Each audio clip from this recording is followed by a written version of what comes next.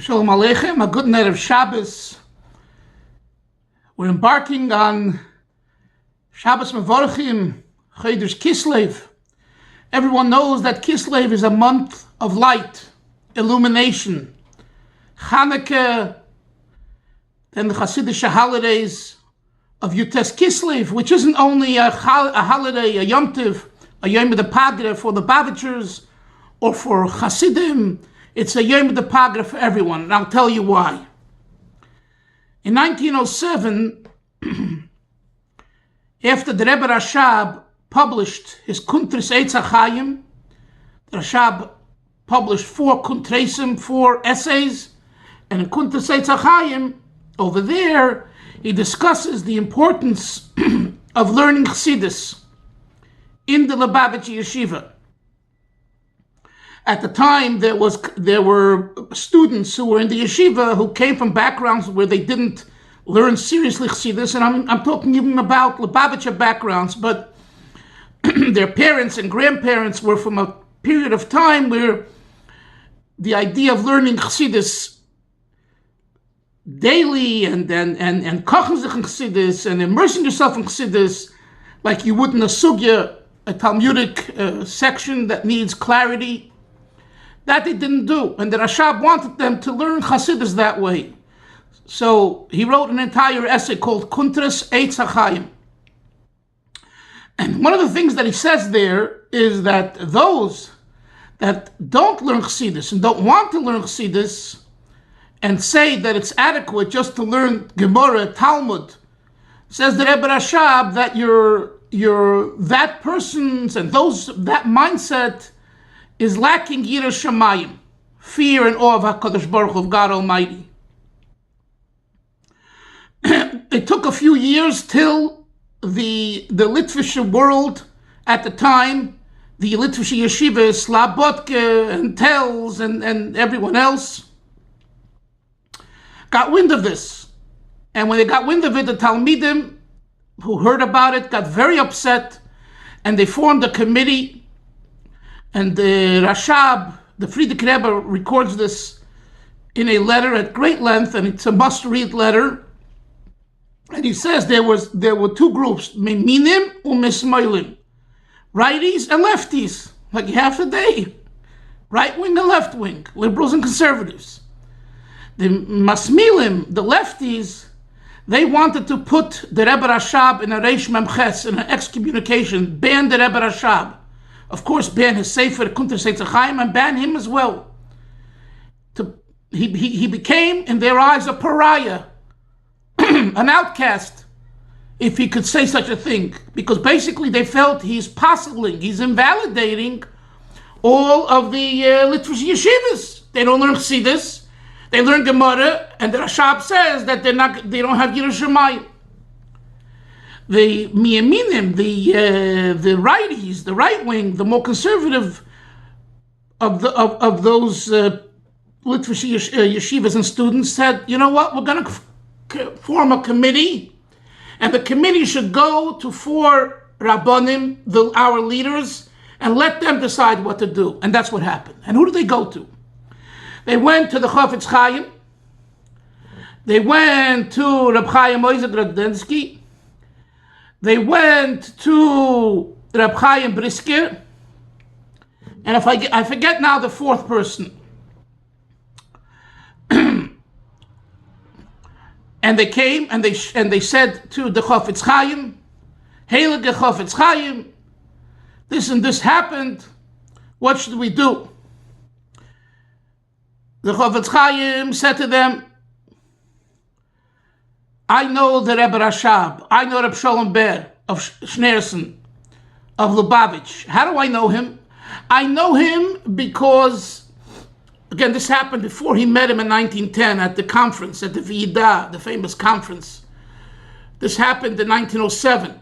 He says, I sent my Rosh Hashiva, Reb Naftali Trop, to Lubavitch for some reason, for some askonis, communal issue. And he happened to go in and see the way the Bocharim were learning in the Zal, in Beis Medrash. And he was blown away. He was so impressed the Yiras Shamayim, the Hasmada and learning, the diligence.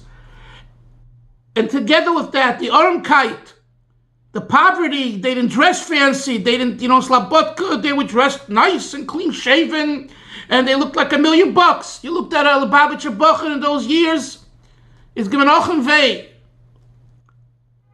Whoa, whoa, whoa, to the way he was dressed. Because Midishkahat, they didn't have funds to dress nicer. Anyway,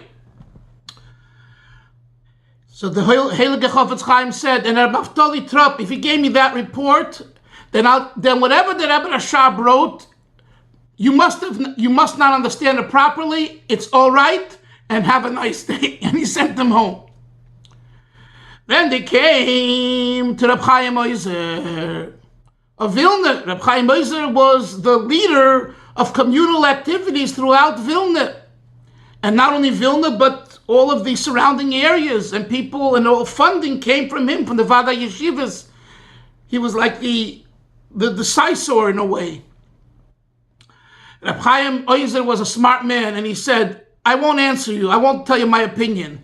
I want you to ask the Reb Chaim Brisker. And whatever Reb Chaim Brisker says, I will do. I'm thinking now maybe it was only 3 people they went to, not 4 people.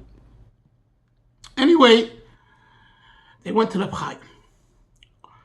Reb Chaim says, Azoi, really? He says, Ich hab das keinmal gesehen. I never saw this Kunter Seitzer Chaim. Efter lost mir das über Nacht. Maybe you leave it with me overnight. Morgen komm zurück, and morgen come back, und ich will euch sagen, was ich halt. And I'll tell you what I think. Kachaben, that's what they did. They left the Kunter Seitzer Chaim for Reb Chaim Brisker for overnight, Reb Chaim Soloveitchik. They come back the next day. Reb Chaim says, Rabbi Sai, I read what it says. And exactly what the Rebbe Rashab says is exactly correct. Torah without Chasidus is missing Yiras Shamayim.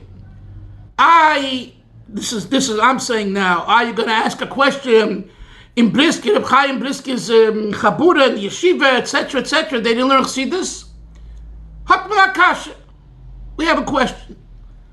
We'll allow the philosophers and thinkers to give answers. But the Frierdiker Rebbe writes, and if he writes it, Azay is given, because he was B'teichat Dvarim, he was involved. That Reb Chaim told them that you don't understand really what the Rashab is saying. The Chofetz Chaim didn't read the Kunter Seitzer Chaim. Reb Chaim Brisker did go through it, or that section. And he said, you don't understand what he said, and what he said is correct. That this brings you to more Yiras Shamayim. Now I say all this because it's the month of Kislev. It's Shabbos Mevorchim Kislev. This isn't a month for us, Lubavitchers and Chabadniks, to pump ourselves and push our own horn, Yutes Kislev, Yad al Chassidim Elyoina. That's a given. This is a month to share the wealth. Today we live in a time where if you have something good, you have a good product, you want and you should, and you'll benefit if you share the wealth. This idea of things not being known and being undercover is far gone. From the WikiLeaks to other leaks to everything coming out. What the prophet says, the Navi says, Yizbaru v'slabnu advorim, things will become clear as white. You can't hide anymore. We see this today. There's no hiding anymore. If one thinks he's hiding, he's only hiding in his own mind. But he's not hiding. So this is the month Chodesh Kislev, when we need to share the wealth. And how do you share the wealth? You share the wealth by, number 1, being a chassid yourself. Number 2, being a chassid means learning Chasidus. Number 3 means acting with Chasidus. And number 4 is reaching out to a Nachayid that didn't learn Chasidus yet. And that includes Rabbonim, who, if you have a shaykhs, you have a connection to rabbis and Rabbonim and people of leadership in your area. Go into them, say hello, say good Shabbos, speak with them, befreund sich mit sie, become friendly. And once you do that, share a word, and hopefully what you'll share will be inspirational and taka gewaldig. It'll be really a good insight, and they'll see your sincerity. More than the knowledge, and more than the yediyah, and more than the expertise. When a person sees the sincerity of a yid, and in this case of a chassid, everything melts away. And that's exactly what happened with Reb Chaim. Here's Reb Chaim Brisker, the father figure of Lithuanian Jewry, the hemshech of Reb Chaim Vlozhne, and of the Vilna Goin, and he could say that the Rebbe Rashab is right. Why? Because he knew the Rashab, and he saw that this Yid is special. What makes him special? Not the depth of Samach Vov and Ayin Beis and the Maimorim and the discourses and everything else that he was. What makes him special is he's a tzaddik Yesod Olam. He's a tzaddik that's connected to HaKadosh Baruch Hu. And he has bittul and all the gaiva and all the ego that others have. This individual doesn't have it. Oh, such a person I want to be around. And now a Rebbe is the same thing. All of these Gedolim and all of these Rabbonim and all of these big machers, they all flocked to the Rebbe like bees to a beehive. They picked up honey there. Why? Because the Rebbe was so bottle, so subservient to HaKadosh Baruch Hu. He didn't have, shtick about himself. That foolish, ridiculous shtick, ego. I say it, and I want, and I know better. Drop all that. And this is the month, the Chasidus month.